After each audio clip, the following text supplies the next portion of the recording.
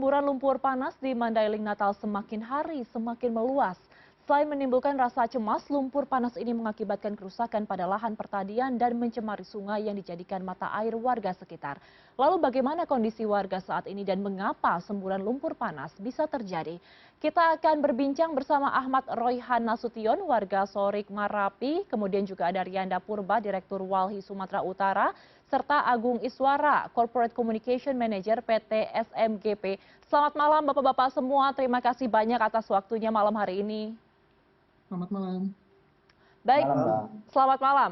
Oke, saya pertama ingin ke Mas Royhan terlebih dahulu. Mas Royhan, ini kalau kita melihat kondisi semburan dari lumpur panas ini kan terus meluas, kemudian titik-titiknya juga terus bermunculan.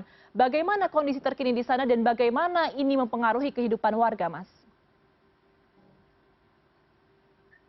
baik. Selamat malam, pemirsa CNN Indonesia. Perkenalkan, nama saya Ahmad Royhan. Saya berada 9 kilometer jarak desa dari Roburan Lolok. Kebetulan kemarin saya langsung pergi meninjau ke tempat lokasi. Ya, kondisi masyarakat sebagaimana yang di-highlight tadi ya Mbak, sebenarnya masyarakat itu mereka itu cemas gitu.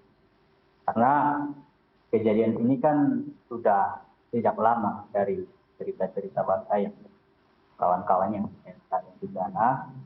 Awal mulanya kan semburan ini timbul kan gara-gara retakan-retakan kecil mengeluarkan asap dan kemudian dia menimbulkan kawah kecil seperti itu ya. Dan ini erat kaitannya dengan penutupan sumur bor diduga ya, karena kampung ini kan sudah ratusan tahun, mungkin ya hampir 1000 tahun lah gitu ya. Ini dari pendapat warga tidak pernah terjadi semburan seperti ini, tapi dengan dibornya WLPE yang berada di desa Ruburan Lolok tahun 2017. Nah, sekarang terjadilah mungkin erat kaitannya dengan itu yang diduga. Oke. Seberapa mengganggu Mas ini untuk kehidupan warga sehari-hari sekarang?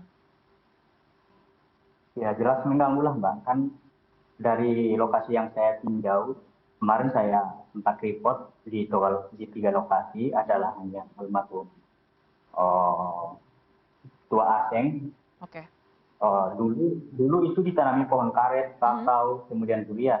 Sekarang itu lahannya out dan hancur, tidak bisa dipakai lagi. Baik. Dan mereka sudah menuntut sudah. Baik, saya ingin ke Mas Rianda. Mas Rianda, jadi sejauh penelusuran dan juga investigasi yang dilakukan oleh Walhi, mengapa semburan lumpur panas ini bisa terjadi? Nah, terima kasih. Nah, kalau penelusuran yang kita lakukan sementara, nah semburan ini juga ini sebetulnya bagian dari efek aktivitas geotermal itu sendiri, karena aktivitas geotermal ini juga kan melibatkan pengambilan fluida panas dari dalam bumi untuk memproduksi sumber energi yang kemudian menjadi listrik. Nah, dalam kita tahu juga dalam 2 tahun terakhir semburan ini sudah muncul. Nah, namun kenapa misalnya viralnya sekarang? Karena seperti yang disebutkan oleh warga tadi, ini semakin meluas. Dan jika dibiarkan, tentunya warga pasti takut dong. Bagaimana misalnya kawan-kawan ya, mungkin di sini ada Mas Agung ya dari pihak SMGP, jika kejadiannya itu menimpa keluarga kita. Nah, kemudian juga dalam konteks ini kita cek juga bahwa titik keluarnya sumber panas ini adalah hanya berjarak 10-15 meter dari lokasi yang pernah dibor oleh PT SMGP kemudian ditutup. Nah, Baik, jadi Anda mengatakan bahwa PT SMGP ini bertanggung jawab atas lumpur panas yang terjadi, Mas? Ya harus, karena ini bagian, karena gini, PT SMGP itu beraktivitas mengelola sumber Oke. panas di sana. Tentunya PT SMGP juga menerangkan secara rinci bagaimana dampak dari aktivitasnya. Karena Oke. yang kita temukan juga sosialisasi termasuk bagaimana penanganan mitigasi darurat jika ada gas beracun dan lain sebagainya itu juga tidak dilakukan ya. Oke, saya langsung ke Mas Agung. Saya minta tanggapannya Mas Agung. PT SMGP dituding sebagai pihak yang harus bertanggung jawab atas semburan lumpur panas ini. Tanggapan Anda, Mas? Baik Mbak, jadi saya izin menjelaskan, di PTE itu kami melakukan pengeboran di tahun 2017. Dan sampai saat ini kami tidak ada aktivitas produksi di PET tersebut. Jadi kalau dikaitkan dengan operasi SMGP, di PTE itu kami tidak ada aktivitas terkait produksi atau eksplorasi untuk geothermal. Pusat aktivitas kita untuk pembangkit listrik kami dari PT itu jaraknya sekitar 15 kilo, Mbak. Kalau dari geothermal ini kita bilang manifestasi ya, Mbak. Ini manifestasi adalah ciri-ciri potensi wilayah geothermal. Dimanapun kami sebelum masuk ke Mandailing Natal, yang kami cari adalah manifestasi. Manifestasi itu adalah pertanda bahwa ada potensi panas bumi di daerah tersebut. Seperti itu, Mbak. Jadi Anda menyangkal bahwa ini adalah dikarenakan aktivitas pengeboran dari PT SMGP. Anda juga sempat menyebut bahwa sebenarnya ini adalah suatu fenomena alam saja. Bagaimana Anda yakin bahwa ini adalah sebuah fenomena alam, Mas? Iya, karena berdasarkan di lapangan kami melihat itu seperti kita bilang fumarole ya, atau mata air panas. Dan di wilayah pembangkit kami pun itu banyak manifestasi-manifestasi seperti itu. Dan waktu kita ke tinjauan ke lapangan, beberapa warga juga sudah menyebutkan bahwa ini sudah ada dari lama. Seperti itu, Mbak, dari kami, Mbak. Oke, saya ingin tanggapannya kembali ke Mas Riyanda. Mas Riyanda, dari pihak SPMGP ini tuh mengatakan bahwa sebenarnya tidak ada kaitannya dengan aktivitas pengeboran. Nah, Anda seyakin apa, punya bukti apa bahwa memang seharusnya dari PT SMGP sendiri yang bertanggung jawab?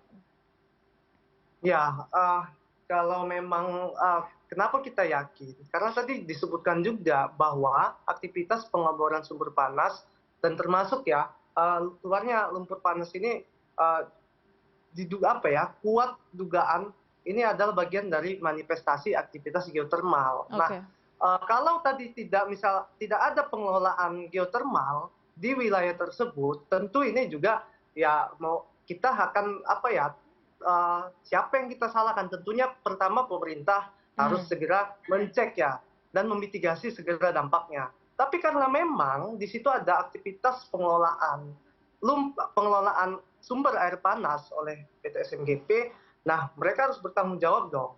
Mengingat saja gini, kalau catatan yang pernah kita sampaikan terus-menerus itu juga belum diperbaiki hingga sekarang gitu. Catatan buruk dari praktiknya SMGP, keracunan massal hingga warga menjadi korban jiwa. Oke, ada catatan-catatan buruk yang belum dituntaskan, tapi saya ingin ke Mas Rohyan terlebih dahulu. Mas Rohyan, saya ingin tahu kondisi warga sejauh ini, kerugian material dan kerugian kesehatan akibat dampak dari semburan lumpur panas ini seperti apa, Mas, sejauh ini? Kalau dari informasi yang kita dapat, kemarin sempat ada warga yang terbakar akibat ini ya, mungkin menginjak lumpur panas. Kalau kerugian material ya yang biasanya pekerjaan para petani di sana seperti menyadap karet itu ya sudah tidak bisa digunakan lagi, dan lahannya itu luas gitu, ada yang hampir 1 hektar, dia satu orang yang kena itu kan. Kalau dia misalnya nyadap karet kan, kalau panen per minggu itu bisa dapat uang berapa ya? Kalau dia dapat 80 kilo ada kali kali, kalau dia dapat 80 kilo aja kali 13.000 dah berapa? Itu per minggu ya. Belum lagi kerugian pentakutan warga, kemudian ya banyak lah Mbak. Oke, Mas, ini kan menimbulkan asap atau gas ya dari semburan lumpur panas ini. Apakah mempengaruhi sistem pernafasan dari warga, kesehatan pernafasan warga? Kita nggak tahu ya Mbak. Tapi kalau dari studi-studi yang dilakukan kawan-kawan di Dieng, kan energi terbarukan panas bumi ini kan dari data-data empirik yang kita dapatkan itu jelas gitu, ada gangguan pernapasan. Oke. Cuma kan kalau di tingkat Merapi kan dan Proburan itu kan belum pernah diuji di air, di udara gitu. Dan gini Mbak, mungkin saya boleh dikasih menjelaskan agak panjang. Dan kalau kita highlight dari kejadian-kejadian tahun 2015, kemudian tahun 2021 yang orang meninggal, kemudian kebocoran H2S, tahun 2022, 2024. Mereka ini selalu menyangkal gitu, perusahaan ini yang bilang sabotase lah, yang bilang apalah gitu. Dan ketika kita diminta data ke perusahaan atau ke pemerintah itu mereka sangat tertutup sekali gitu. Kita tidak dapat akses gitu. Dan ini kejadiannya berulang. Ini sudah termasuk kejahatan kemanusiaan sebenarnya, karena dia berulang kan. Oke. Saya silakan Mas. Dan kejadian seperti ini kan juga terjadi di PLTP Ulumbu di Matalobo. Baik. Oke, baik. Saya kembali ke Mas Agung. Mas Agung, ini kami ingin meminta tanggapannya. Tadi kalau kata Mas Rianda ada beberapa PR-PR mengenai dampak lingkungan yang tidak dituntaskan. Kemudian juga kalau dari Mas Royhan mengatakan bahwa selalu berkilah atas kejadian-kejadian serupa dan ini bukan kejadian yang pertama. Bagaimana tanggapan Anda, Mas? Kami terkait yang catatan-catatan yang lama, kami sudah melalui prosesnya Mbak, dan itu sudah selesai semua. Dan disangka kita menyangkal bahwa kenyataannya saat ini ya dari data-data yang kami punya memang tidak ada keterkaitan dari kegiatan operasi kami Mbak. Dan ini fenomena alam mata air panas, beda dengan yang di Matalobo. Jadi ini memang fenomena sumber mata air panas baru seperti itu Mbak. Mas Agung, saya mengutip informasi bahwa berdasarkan dari citra satelit, titik semburan ini hanya berjarak kurang dari 1 kilometer dari Wolpet E PTSMGP. Ini jaraknya bukannya sangat dekat berarti, Mas? Betul, yang saya jelasin di PT itu kami tidak ada kegiatan operasi Mbak. Karena kita melakukan pengeboran di 2017 dan kami tidak mendapatkan hasil uap di sumur tersebut. Jadi kami tidak melakukan sebagai sumur produksi seperti itu untuk pembangkit listrik kami. Jadi jika dikaitkan dengan kegiatan operasi, kami tidak ada kegiatan operasi dari sumur Welpet E seperti itu Mbak. Oke, saya kembalikan ke Mas Rianda. Ini jadi sebenarnya tidak ada kegiatan operasi dari Welpet E. Apakah ini juga yang Anda temukan di lapangan, Mas? Nah, kalau untuk itu perlu dicatat bahwa di situ pernah dilakukan pengeboran. Nah, harus dicek juga misalnya dampak dari pengeboran itu dan kemudian sejauh mana. Apakah misalnya saat pengeboran di situ pernah disosialisasikan kepada masyarakat. Nah, yang keluar ini kan bukan hanya bukan hanya air panas, tapi lumpur panas begitu. Nah, kemudian bagaimana kondisinya setelah itu ditinggalkan? Itu juga harus dijelaskan dong kepada kepada warga, kepada publik gitu. Nah, karena gini kan perlu kita ketahui adalah sejauh mana juga perusahaan ataupun pemerintah harus bertanggung jawab misalnya, termasuk kepada warga yang berpotensi akan terdampak jika ini dibiarkan dan meluas ke depan. Itu tentu yang tidak kita harapkan. Bagaimana upaya mitigasinya? Kalau ini suatu saat bisa meluas, ini juga dan bagaimana dampak lumpur ini kemudian yang jelas-jelas sudah berdampak ya ke pertanian, tapi efek jangka panjangnya juga harus dipikirkan ke depan. Nah, karena ini adalah rentetan ya dari peristiwa pengeboran yang pernah dilakukan perusahaan PT SMGP pada tahun 2017 begitu. Meskipun ditinggalkan, tapi pernah melakukan aktivitas di wilayah tersebut.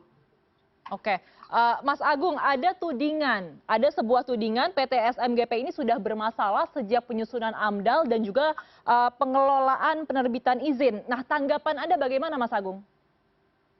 Kami melalui proses AMDAL sesuai peraturan yang berlaku ya Mbak ya. Dan AMDAL pun merupakan persyaratan dokumen untuk di pengembang pembangkit listrik tenaga panas bumi. Jadi kami tegaskan kami memiliki AMDAL sesuai dengan prosedur yang berlaku. Seperti itu Mbak. Oke, saya juga ingin mengutip informasi bahwa pihak perusahaan menyebutkan hal ini sebenarnya sudah terjadi sejak 4 tahun lalu. Jadi saya berasumsi sudah 4 tahun lalu pihak perusahaan tahu kejadian ini. Kemudian apa yang dilakukan waktu itu, Mas? Jadi tim geologis kami memantau Mbak, karena manifestasi ini berkaitan dengan potensi panas bumi. Kami pantau dari 2021, ada yang hilang dan ada yang muncul baru. Seperti itu. Tapi hanya sebagai data geologis kami, karena kami tetap tentu ingin mengembangkan well pad E, Mbak, karena kami sudah melakukan pengeboran 2 di sana dan kami mengharapkan bisa menghasilkan tenaga listrik dari sumur tersebut. Jadi kami pantau, dan yang dekat well pad kami itu masih yang manifestasi baru. Tapi yang besar itu jaraknya mungkin 1 sampai 1,5 kilo dari well pad E, seperti itu Mbak. Oke, saya ingin kembali ke Mas Royhan. Mas Royhan, ini kan sudah terlanjur meluas ya. Titiknya kalau saya tidak salah informasi, per siang tadi ada 21 titik. Saya belum tahu apakah malam ini sudah bertambah atau belum. Tapi apa sebenarnya yang diharapkan oleh warga saat ini terkait dengan semburan lumpur panas yang pasti sangat mengkhawatirkan? Ya, yang jelas masyarakat mengharapkan kehadiran pemerintah seperti itu kan. Kemudian SMGP jangan selalu nyangkal lah ya, karena saya sering ikut advokasi di ketika kejadian-kejadian di desa Sibang Bostonga ya, mereka selalu berkilah gitu. Kalau saya boleh mengutip nih ya, salah satu buku yang akan terbit terkait energi hijau ini Mbak, kebetulan saya menjadi kawan-kawan dan akan diterbitkan ICRS UGM yang judulnya Energi Hijau vs Pelestarian Ruang Hidup. Saya ingin membacakan naskah itu. Ketika Columbus menginjakkan kaki di daratan yang hari ini disebut Amerika, dia mengklaim atau dianggap telah menemukan daratan tersebut. Buat orang Eropa, penduduk asli yang ratusan tahun di daratan tersebut pun disebutnya sebagai teman. Nah, orang SMGP ini gitu Mbak. Mereka itu selalu, kita nggak tahu, masyarakat ini kan yang kita tahu sebagai pribumi ya. Energi itu yang kita tahu tanah gitu kan. Energi itu adalah air yang tidak tercemari. Energi itu adalah udara, bukan kebisingan cerobong Warsi, cerobong tua yang selalu menabobokkan beberapa desa di daerah Cibanggor gitu kan. Nah, tolonglah. Kalau pengembangan pun libatkan masyarakat. Jangan ketika bahas sesuatu itu sifatnya eksklusif gitu ya. Padahal kan di aturannya kan tidak begitu, harus melibatkan semua, Mas Agung. Begitu, Mbak. Oke, saya ingin berikan ke Mas Agung terakhir, Mas. Mungkin boleh singkat saja karena waktunya terbatas. Mas Agung, tanggapannya Mas terhadap tudingan-tudingan yang telah tadi disampaikan. Ya, untuk terkait operasi kami, masyarakat sekitar adalah prioritas kami, Mbak. Kami selalu menjalin kerjasama dengan masyarakat dalam kegiatan operasi kami. Jadi jika tanggapan dari Mas Rohan seperti SMGP tidak melibatkan masyarakat sekitar, mohon izin saya koreksi bahwa kami dalam melaksanakan operasi kami melibatkan masyarakat sekitar wilayah operasi kami. Seperti itu, Mbak. Baik, kita akan sama-sama kawal kasus ini dan kita akan melihat bagaimana solusi yang nanti akan diberikan terutama dari pemerintah, PT SMGP dan juga dari para LSM yang terkait. Terima kasih telah bergabung bersama kami. Ketiga narasumber ada Mas Royhan, Mas Rianda dan juga Mas Agung. Selamat malam Bapak-Bapak, sehat selalu. Selamat malam.